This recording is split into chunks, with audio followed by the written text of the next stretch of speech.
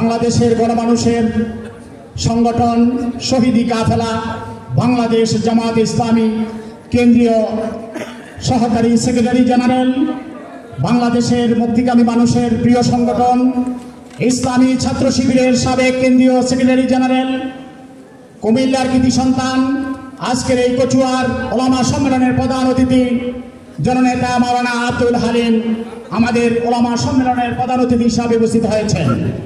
আজকে এই ওলামা সম্মেলনে প্রধান বক্তা হিসেবে রয়েছেন বাংলাদেশ জামাত ইসলামী চাঁদপুর জেলা শাখার নায়েবে আমির, সাবেক ছাত্রনেতা, কচুয়ার কৃতি সন্তান জননেতা মাসুদুল ইসলাম বুলবুল, এবং আজকের ওলামা সম্মেলনে প্রধান আলোচক হিসাবে উপস্থিত হয়েছেন কচুয়ার গণমানুষের নেতা, জননন্দিত নেতা, বাংলাদেশ জামাত ইসলামী মনোনীত সংসদ সদস্য, চাঁদপুর এক কচুয়ার মনোনীত সংসদ সদস্য, আমাদের প্রিয় মানুষ, কচুয়ার সকল মানুষের প্রিয় নন্দিত নেতা, বাংলাদেশ মাজলিসুল মুফাসসিরিন কেন্দ্রীয় সহকারী সেক্রেটারি এবং বাংলাদেশ জামাত ইসলামী চাঁদপুর জেলা শাখার ওলামা বিভাগের সম্মানিত সভাপতি, জেলা কর্ম পরিষদের সদস্য, জননেতা মুহাদ্দিস আবু নাসর আশরাফি।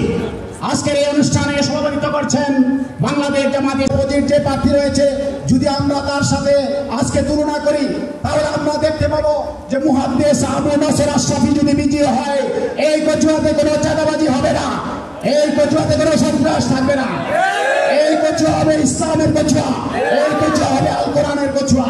সুতরাং আজকে আমরা যদি আমাদের অপোজিট প্রার্থীর সাথে তুলনা করি, আমরা দেখবো মুহাদ্দিস আবু নাসর আশরাফি আজকে বিপুল ভোটে এগিয়ে আছে এবং মানুষের সমর্থনে এগিয়ে আছে।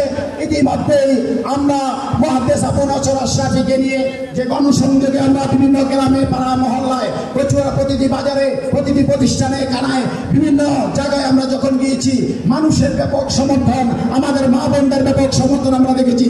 সুতরাং আজকে কচুয়ার আলেম সমাজকে সিদ্ধান্ত নিতে হবে, আমাদের আলেমদেরকে সিদ্ধান্ত নিতে হবে।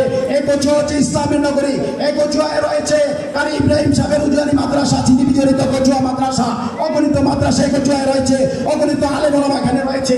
সমস্ত আলেম ওলামা যদি আমরা সিদ্ধান্ত নিতে পারি, আমরা যদি মসজিদের মিম্বার থেকে ঘোষণা দিতে পারি, আমরা যদি আমাদের সকল ছাত্র গার্ডিয়ানদের কাছে আমরা এই মেসেজটুকু দিতে পারি যে আগামী দিনে একজন সৎ, যোগ্য, আজকে সুন্দর একজন দক্ষ আলেম হিসাবে মুহাদ্দিস আবু নাসর আশরাফিকে আমরা দাঁড়িপাল্লা মার্কায় বিপুল ভোটে বিজয়ী করব। যদি এই সিদ্ধান্ত নিতে পারি তাহলে আগামী দিনে কচুয়াকে বাংলাদেশের অন্যতম আসন, এই কচুয়া থেকে আমরা মুহাদ্দিস আবু নাসর আশরাফিকে সংসদে পাঠাতে পারবো ইনশাআল্লাহ।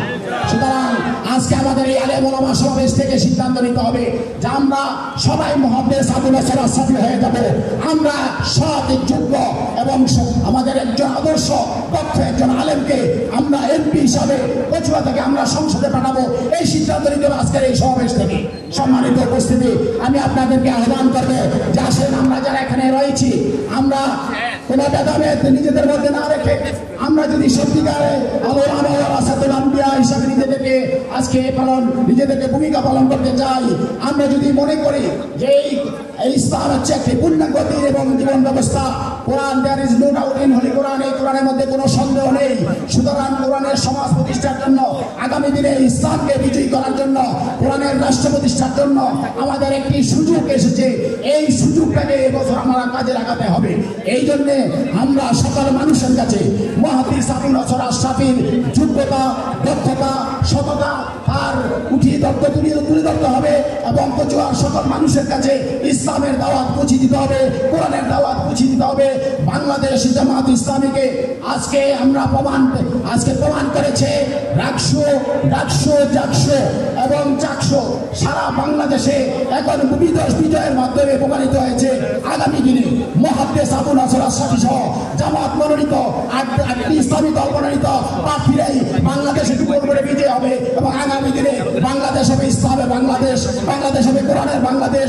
জামাত ইসলামী আগামী দিনে রাষ্ট্র ক্ষমতাকে এই দেশ থেকে চাঁদাবাদ মুক্ত, সন্ত্রাস মুক্ত সুন্দর একটি দেশ গঠন করবে, এই প্রত্যাশা আমি আশাবাদ কামনা করে আমার বক্তব্য শেষ করছি।